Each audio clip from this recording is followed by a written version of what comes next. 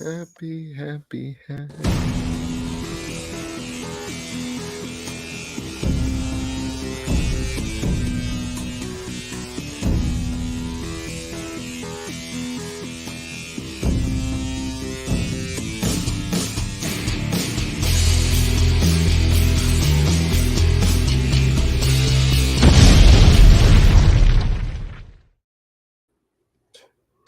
Greetings and welcome to Flesh Wound Horror Live. I'm Flesh Wound Dan, joined by Mike Kruger Welcome to prime time, bitch.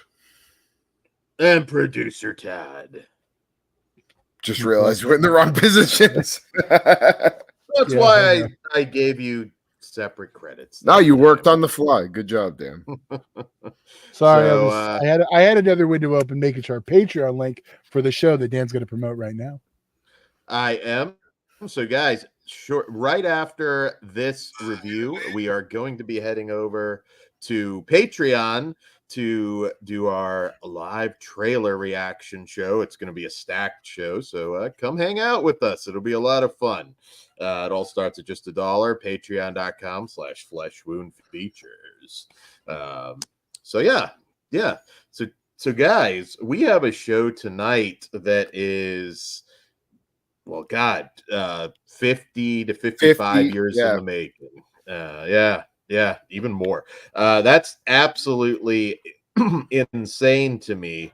And it's finally here. I really thought that this was a moment that was never going to arrive. And we'll get right into it. And then I'll give you a little bit of the history before we go into our review. But we're here tonight to talk The Primevals from director, the late, great David Allen. And in this film, when a group of explorers go in search of a Yeti, they find themselves taken captive by an ancient race of reptilian creatures. Fuck yeah. So the Primevals. Now, this story goes way back. It kind of began its life in 1968 is essentially where this all started, and it started as a short film called the Raiders of the Stone Ring, and David Allen began a long odyssey, decades in the making, to try and get his dream project made. This was a film that at one point was going to be a part of Hammer at one time, as wild as that sounds. I believe it was called Zeppelin versus Pterodactyl. Now, that's not exactly what this film became, obviously, but in the vein of Edgar Rice Burroughs and the old classic adventure films, he was just trying to get this project made. Now, if you're unfamiliar who David Allen is, first, which I should have done at the top, but he is a visual effects legend. I think icon applies to him. It all began with Equinox, I believe. Then he did When Dinosaurs Ruled the Earth, The Crater Lake Monster, The Howling, Q the Winged Serpent, Twilight Zone movie, The Stuff, countless full moon movies, full moon / Empire movies that all started with Laser Blast in 1978. Freaked, Willow, you could go down this guy's IMDb. It's nothing but bangers, pretty much. And this was the dream project. I remember reading about it ages ago when I was a little kid in various magazines that he was trying to get this made. And Cinefantastique, I believe, was one publication. There were several others. I think Fangoria talked about it. I mean, you name it. This was the movie that it just seemed we were never going to get. And it was shot in 1994, finally. And if you know your full moon history, you know that's like just right before the Paramount deal falls apart. The industry in general is changing at a rapid pace at this point. And you can chart that over the last 30 years Charles Band just didn't have the money to finish this thing. He had it shot, but stop motion effects, man, Yeah. that's Takes a a long lot time, more dude. arduous. Yeah, it's a lot more difficult to do that than something like Ragdoll. So the reality And is we've seen finishing the this late movie. sequels too. Yes, and that's the reality of this. The finishing this movie was going to send them into the hole. I mean, even now, they're not going to make money off of this. This is a labor of love for an icon. I mean, David Allen did the fucking animation for the original Pillsbury Doughboy. Like, it's not even just the movies, man. Yeah. This was his dream, and it's really special to see it come to fruition, just finally be done. And again, there's a long history over this time, but that's in a nutshell. I know at one point it was they were talking about trying to put it on the Full Moon Family Moonbeam. label. Yeah. But again, it just financially, I don't think it made sense. And if they'd shot it a little bit earlier, maybe they could have gotten over the finish line. Robot Jocks was.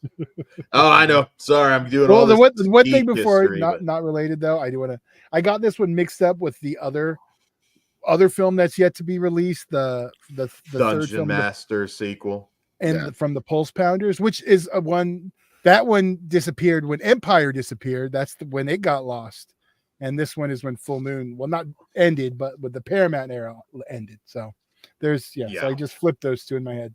So I believe the other one has some stop motion too, if I'm not mistaken. Oh yeah, and stop which motion was supposed me. to come out randomly a few years ago, and then just I don't know what happened. Yeah, I don't know what the story is with that one, but I mean, I grew up on People That Time Forgot, Mysterious Island, the Doug McClure classics. Dude, all the Ray Harryhausen movies, like Seventh Voyage of Sinbad, all the Sinbad movies, Jason and the Argonauts. Yeah, Jason the Argonauts, 100 Million Years BC, like all those, that's my childhood, dude.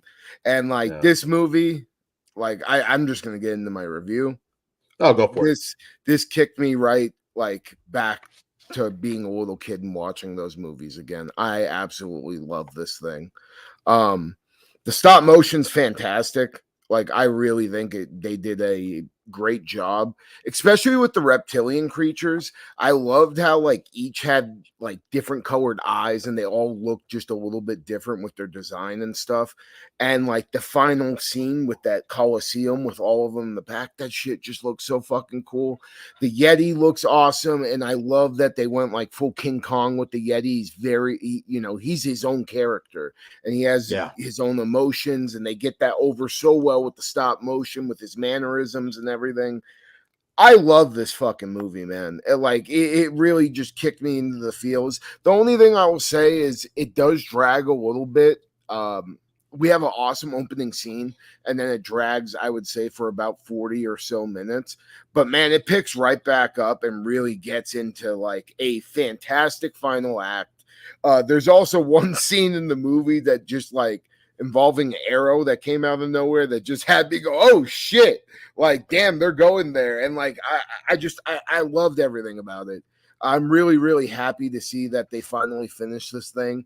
It's also, I have to put it up there with probably one of the best movies I've seen that like started production and then they picked it up like years later, because this felt like something straight out of like not even just the 80s, but like just it felt like a movie that would be at home with some of the Harryhausen classics.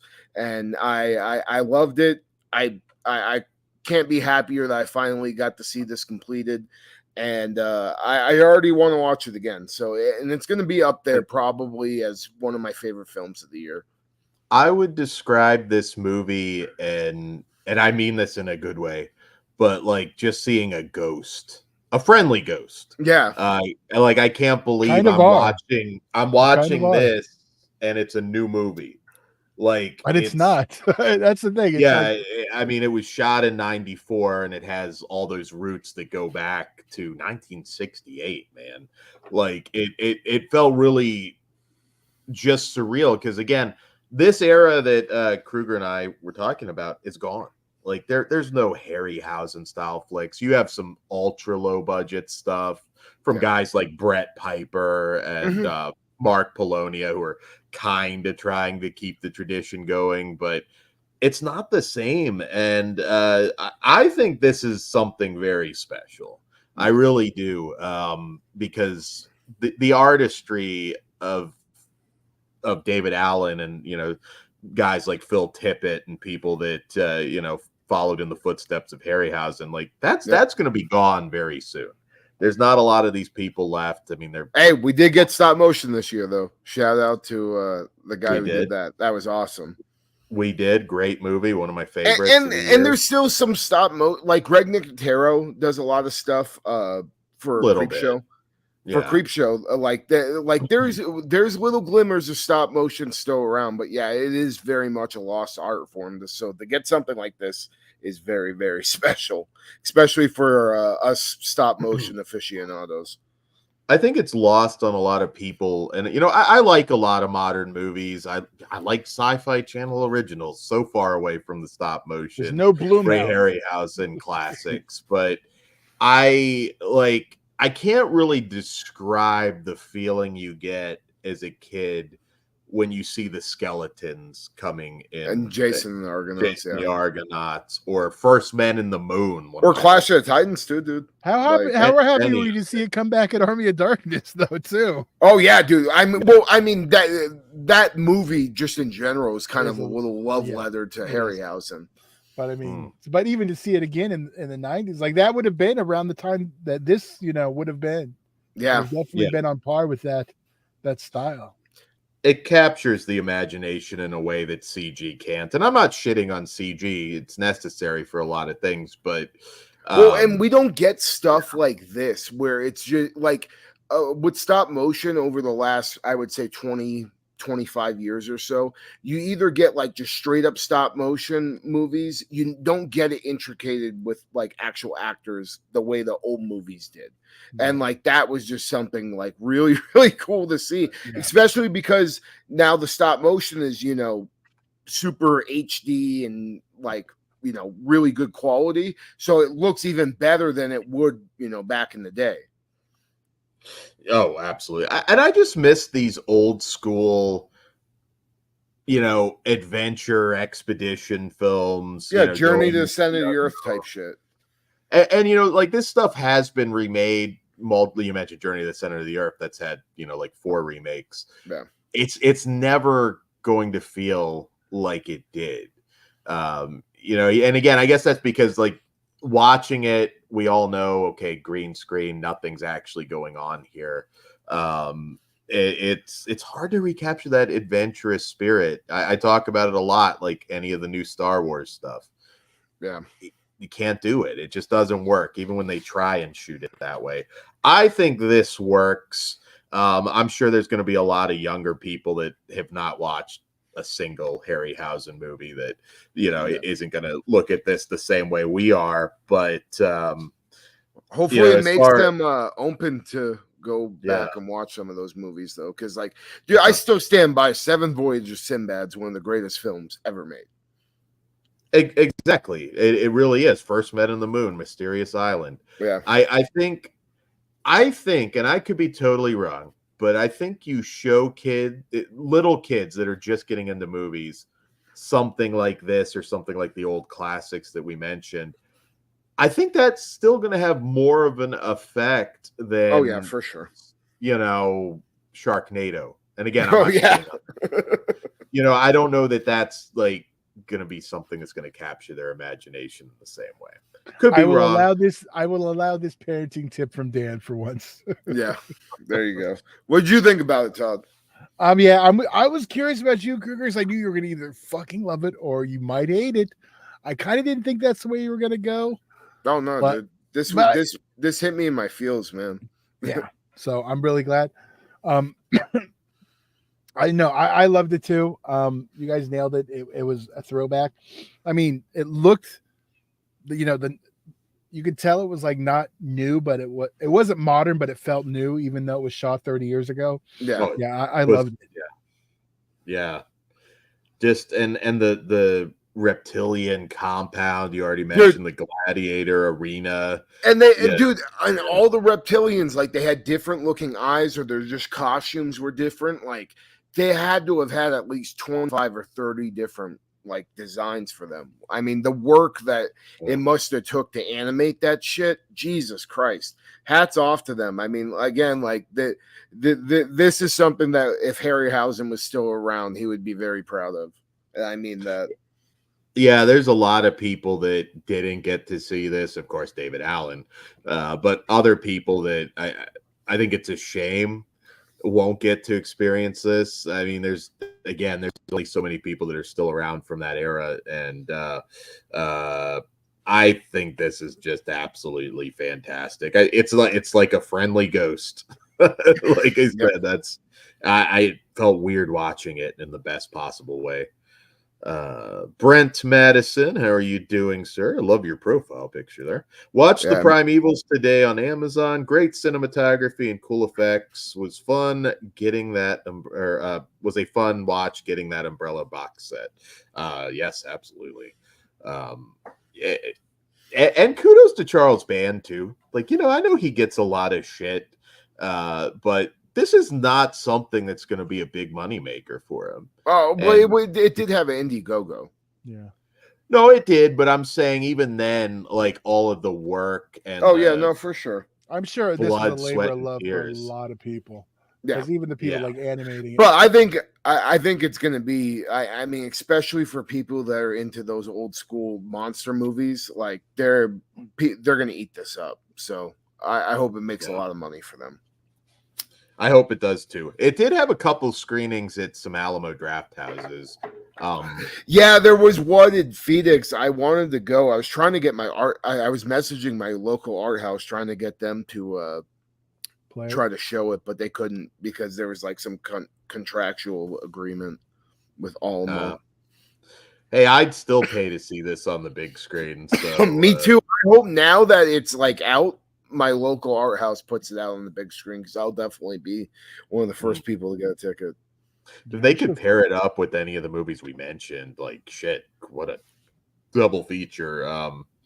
And again, David Allen, R.I.P. I mean, he was diagnosed with cancer not long after they shot the human actors, and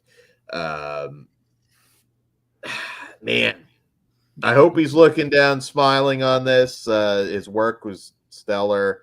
And, we mentioned a lot of the stuff he did, but I mean, just all the Full Moon Empire stuff, man. Even at the end, like Oblivion. I love Oblivion. Oblivion's awesome. Some of the creatures he created for Oblivion. I mean, come on. Freaked, Willow, Dr. Mordred, Subspecies, Batteries Not Included, and Honey, I Shrunk the Kids. Yeah. Is Honey, I Shrunk the Kids like a horror film at this point? Look who directed it too, Stuart Gordon. It's pretty fucking close. Like, I mean, there's some horrific shit. The fucking ant scene in that movie is straight out of a horror movie. I always forget that was Stuart Gordon. So, but dude, Stuart Gordon definitely had his horror roots in that motherfucker. Kids weren't as soft back then. No, they were not. They would have said it gave him PTSD now. Aren't they already freaking out over the new Eminem? Yeah, we need to make the ant. Let's have Kevin Hart voice him and make him more friendly. Bro, the Eminem thing is funny. Everyone's so goddamn soft nowadays. I know. They're like, he's really attacking a woman half his age. I hear the woman of color went a lot too. It's a fucking funny punchline. Calm the fuck down, people. Oh yeah, I don't know what you're talking about, but I'm just gonna say people are fucking pussies. Oh yeah, yeah. I'm not an Eminem fan, but go Eminem, whatever it is. Yeah, I stand with Eminem, and I don't even know why. Does that mean Eminem's hood approved? Yeah, dude, he's hood approved. Eminem is hood approved, and you get to see what all that's about. All right, back on the Primevals. We should probably rate this thing. Yes, we should. I kind of already know the answer. What are they talking about Eminem? I can't give this anything but a 5. Todd? 5. All right, fuck it. One big hole, 5. There we go. I'm gonna just say Pugs is gonna be 5 eventually too, but I mean, how do you not like? Where else are you getting this now? Pugs is a monster kid, so yeah, I don't see there's a way Yeah. not. So, guys, once again, shorter show today, but we got stacked trailer show. Patreon.com/Fleshfoon features. It all starts at just $1. Ooh, we should throw out there a bonus also on the trailer show, a bonus mini review. I'll give you my thoughts of Deer Park 86, the new slasher film. Deer Camp 86. No, Deer Camp. Well, I don't know. Well, we'll talk about that. Well, you'll hear about that from Tad on Patreon as well. Well, I think that warrants a full review whenever everyone gets it, but I'm just going to give a few thoughts. Whether or not you should go try and see the hard-to-see showings. Very hard to see showing, yeah. And yes, and once again, we don't monetize, we don't do super chats or any of that stuff. So consider supporting us. We should. Goddamn. Kruger, I think the reason we can is right now. Whoops. That is the reason, Kruger. There you go. He's just drinking. We'll just CG it out. It'll just be like a Capri Sun. I didn't know that was an issue. My bad.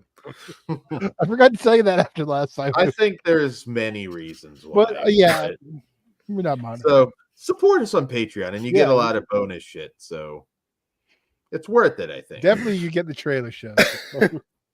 Yeah, the trailer shows are probably gonna be Patreon exclusive, just because YouTube sucks. So once Kruger finishes this Capri Sun, we will be over there reacting to these trailers. On that note, once again, thank you, David Allen. Thank you, Charles Band. Thank you, Full Moon. This is something special, and I hope you all get to experience it soon. On that note, come again hard over to Patreon for our trailer reactions. You saved it with that, Dan. Good. There you go. Good evening, Kruger. Whatever you do, don't fall asleep.